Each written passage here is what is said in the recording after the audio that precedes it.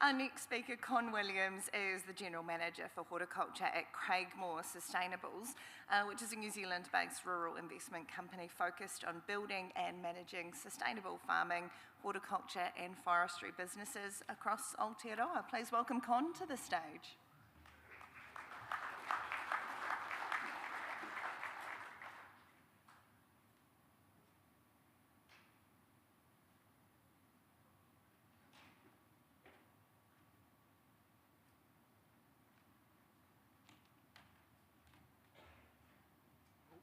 Hopefully we're going to get the right prezzo up there.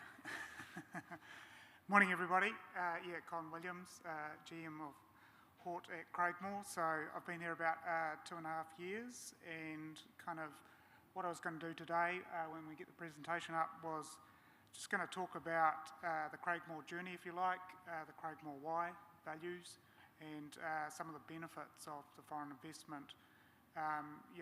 Craigmore Sustainables is basically an investment manager, and so we look after institutional funds, and most of that is foreign investment.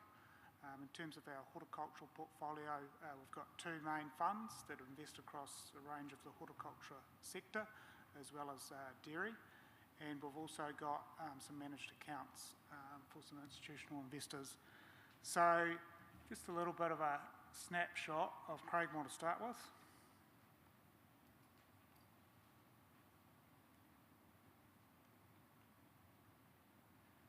Press across the arrow.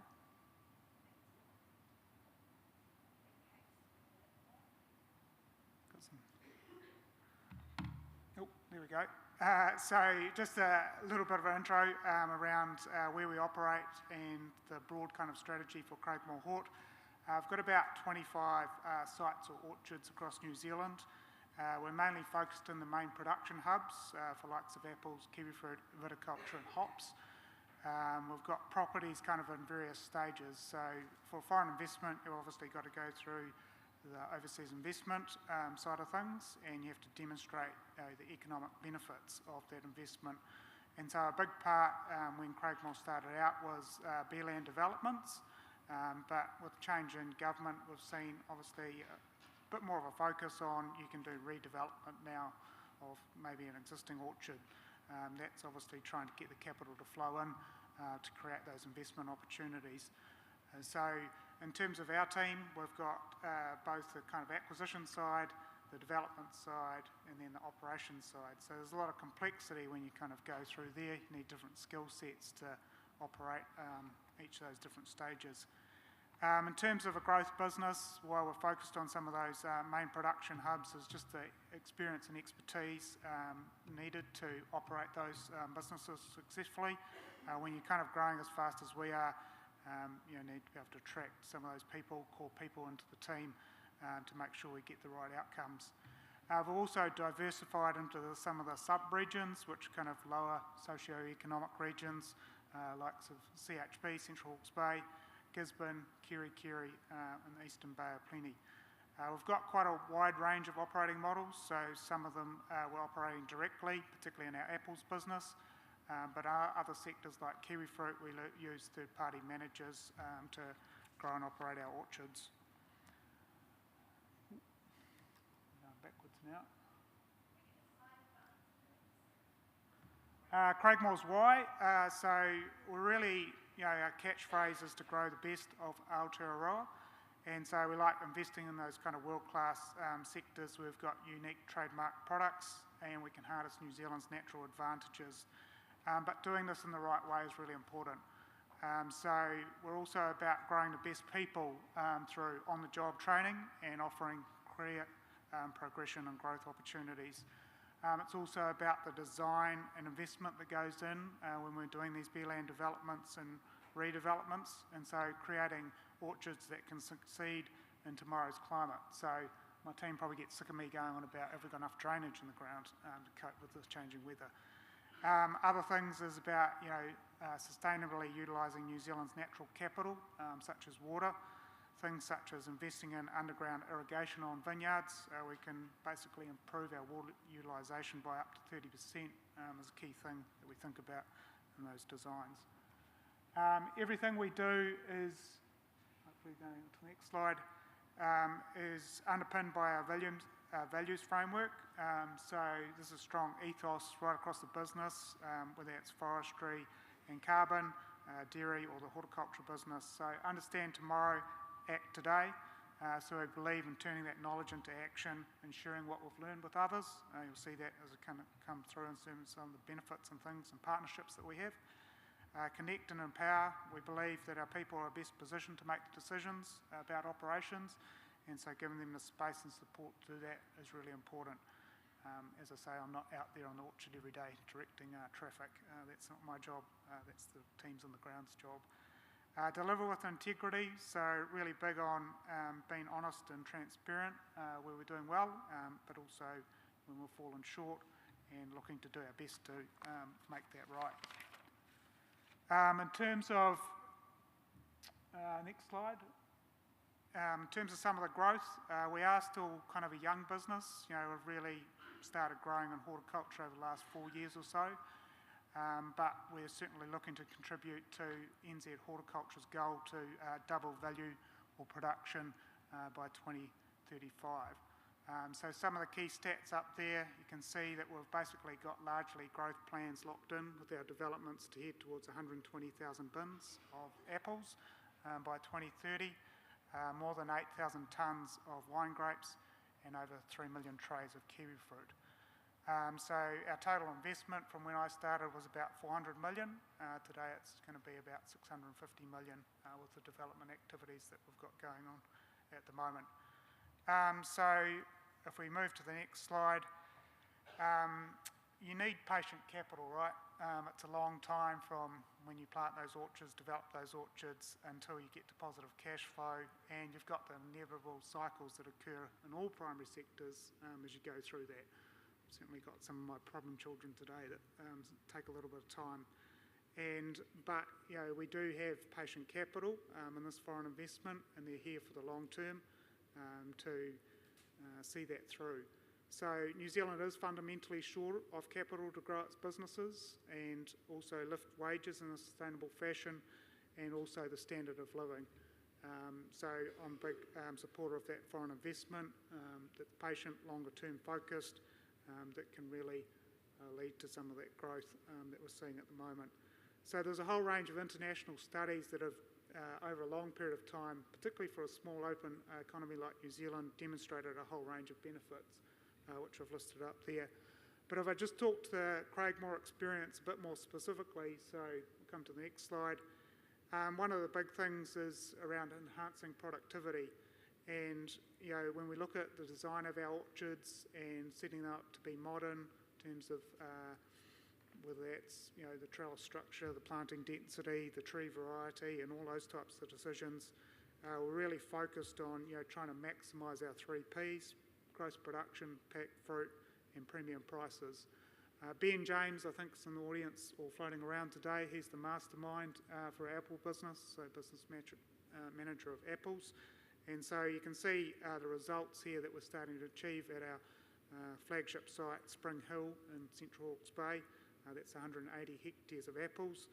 We've really got a whole range of varieties now starting to hit the 90 to 100 tonnes a canopy hectare in terms of production.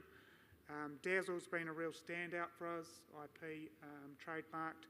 We've also invested back into Fruitcraft as a third owner alongside Bostock and Mr Apple to really support IP variety development and making sure that we've got access to that long term. Other growers have got access to that long term as well.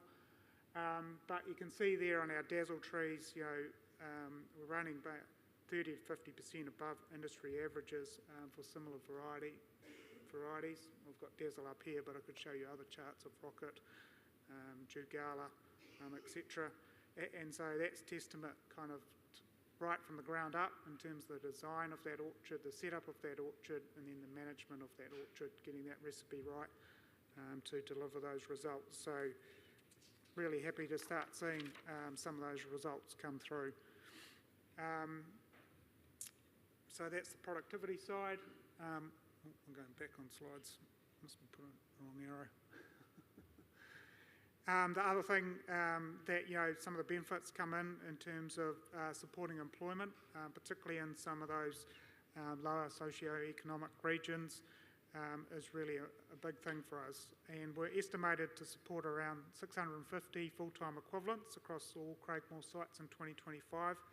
A lot of that is direct employment, but there's also the spillover effects into supporting roles, contractor roles, etc. Very big on supporting on-the-job training. Obviously, with growing business and growing team, we need to be first class at that. But also external training, committing over 1,500 per person each year, and that's not just focused on external training around growing practices and other such things. It's also some of those softer EQ skills around managing people. When you've got these larger scale sites, that's a core skill set for an orchard manager. The other thing that we've been supporting is also sponsorship of both regional and national young grower competitions to celebrate excellence and promote talent in the horticulture sectors. So we'd like to build on that over time, but kind of strengthening that right from internally in our business to also that external involvement. Another big benefit is the spillover effects into other companies in New Zealand. So if we move to the next slide, we've got a whole range of partners. Certainly keeps me busy, all the relationship side, particularly with our post-harvest exporters and marketers. And so you can see there, that's just a selection or main selection of all our partners across all the sectors that we operate in. So with that growth, there's obviously coming opportunities for their businesses to grow and invest in all the services that they offer and have around the place as well.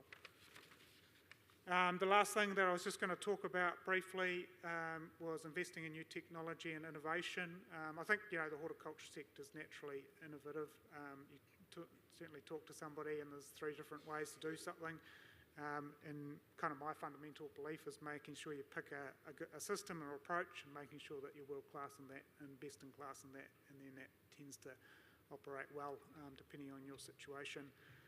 But the teams are consistently looking for innovation, and so that spans both the new variety space, orchard design setup, and also sustainable growing practice, both removing waste and improving returns. So one of the things you might like to talk to Ben about, he's been a big proponent of this over a long period of time, is utilising paint instead of extende for the coloration of apples. And so I think we did about 60 hectares at Spring Hill this year, so it'll be interesting to see the results out of that and which way we kind of head. We've also done underground irrigation in most of our vineyards, apart from one where the ground's a little bit rocky and it was a little bit dangerous about potential leaks around that, so we didn't do that in that case. Mechanical pruning of apple trees when you've got very, very long rows like we do on some of our scale orchards. That's looking to make more and more sense as those canopies mature. Investing in new varieties, so through Fruitcraft, we've got things like the red flesh variety that we've got here. We're looking to commercialise that, subject to testing around internal browning and storage and those types of things in the future, so that's coming down the pipeline. Also, we're a part investor in Clayton hops, and so we've got some new hop varieties coming out as well with a relationship with Plant and Food. Other things that we're doing is in kiwi fruit, Alan up north has had a big trial around high cane alternatives, and that's been quite successful over the last 2 years. So looking to scale that up internally and share some of that knowledge with Zespri and other growers. Automisation is, I think, the big kind of focus for us in terms of that nexus of cost of labour and productivity in New Zealand, and how do you kind of move that forward. I've got a picture here, that's a class automated machine, and you can basically put any implement on there on the back of it. In this case it was doing mowing in the vineyard. That's been mapped across our CHB site. And actually Ben sent me a business case around it in the apples today, so that'll be interesting to see where we head with that in the future as well. The other things that we're doing also, we're a little bit more downstream. We're participating in new and exciting products. So Amplifier Hop Oil through Clayton Hops platform is a new kind of patented technology that the business is participating in, and so that'll be interesting to see to what extent that takes off, particularly in the likes of Asia, where they use more hop oil in their brews. So that's just a little bit of a snippet, very high-level snippet of all the kind of innovation that's occurring across the Craigmore investment and hort portfolio. So that's my presentation, and I'll be back to answer questions later. Cheers.